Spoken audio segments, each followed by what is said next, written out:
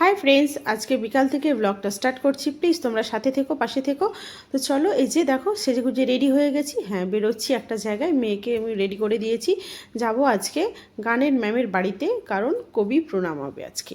তো চলো, অনেকটা লেট, মানে অনেকগুলো দিন চলে গেছে, তবুও এখন আজকে হচ্ছে বাচ্চাদের ওই সামার ভ্যাকেশান ছিল, কারো এক্সাম, হ্যান ত্যান এইসব নানা কারণের জন্য একটু অনেকটা পিছিয়ে গেছে। তো চলো, আমরা তিনজনে রেডি হয়ে গেছি। প্রচণ্ড রোদ্দুর, তাই খুব হালকা করে একটু রেডি হয়েছি।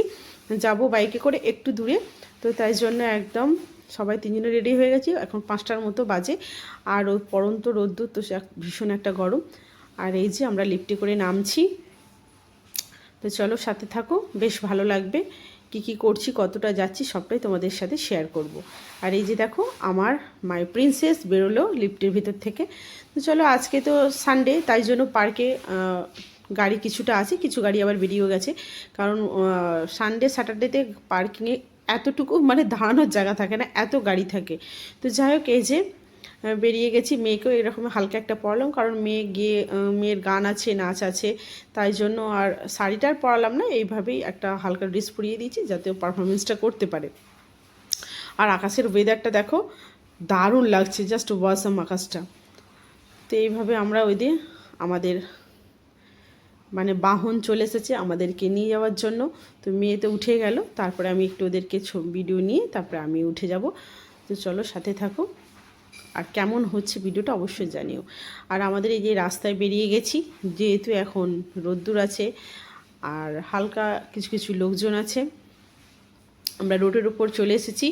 যে রোড দিয়ে যেতে হয় একটু, তো প্রচুর গাড়িও আছে। আর দেখো, ওখানে আমাদের গাড়িতে একটু হাওয়া কম ছিল, একটা গ্যারেজে ঢুকেছি। তো দেখো, গ্যারেজের পাশে একটা লেবু গাছ আছে, এত লেবু হয়েছে চিন্তার বাইরে। বাতাবি লেবু গাছটায় পুরো লুটিয়ে পড়েছে, এত লেবু। তো ভাবলাম একটু নিয়ে রাখি। তো আমরা পৌঁছে গেছি ম্যামের বাড়িতে। আর এখানে ছাদেতে অনুষ্ঠানটা হচ্ছে। খুব বেশি কিছু আয়োজন না, বাচ্চাদের নিয়ে উনি নিজে থেকেই সবটা করেন, এমনকি টিফিন দেওয়া থেকে সবটা উনি নিজের এর থেকে আর কি। কারো কোনো গার্জেন থেকে একটা টাকা উনি নেন না।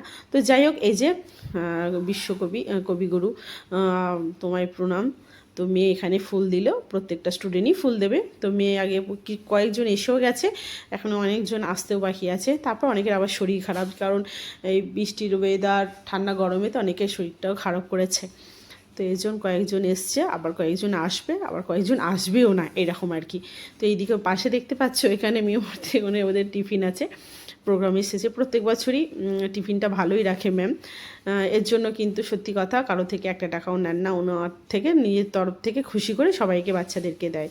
তো এখানে যার যে কেউ হয়তো আবৃত্তি করছে, কেউ নাচ করছে, কেউ গান করছে, যার যেটা ভালো লাগে সে সেটা করছে। মূলত হচ্ছে এটা গানের ক্লাসের।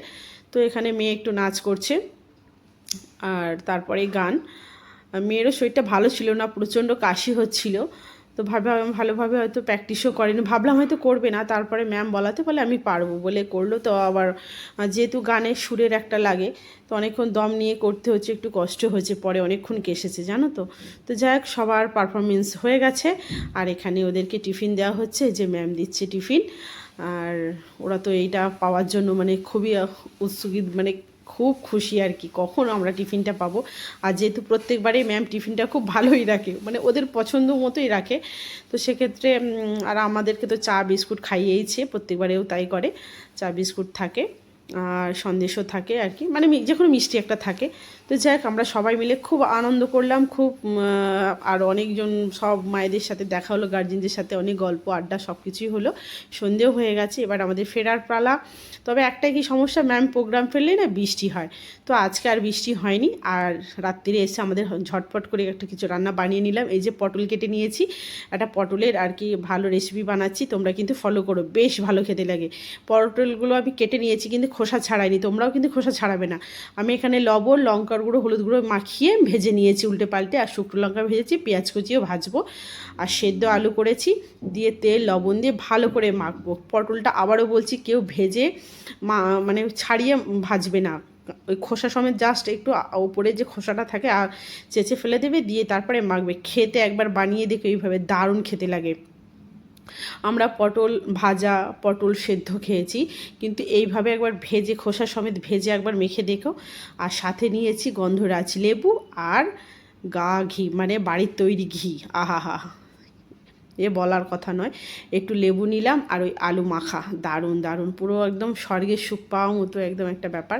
তো যাই হোক, খুব আনন্দ করে খেলাম, আজকের সময়টা ভীষণ ভীষণ ভালোভাবে কাটলো। তোমরা সবাই ভালো থেকো, সুস্থ থেকো। কেমন লাগলো ব্লগটা অবশ্যই জানিও। আজকের মতো টাটা, আবার দেখাবে নতুন একটি ভিডিও নিয়ে।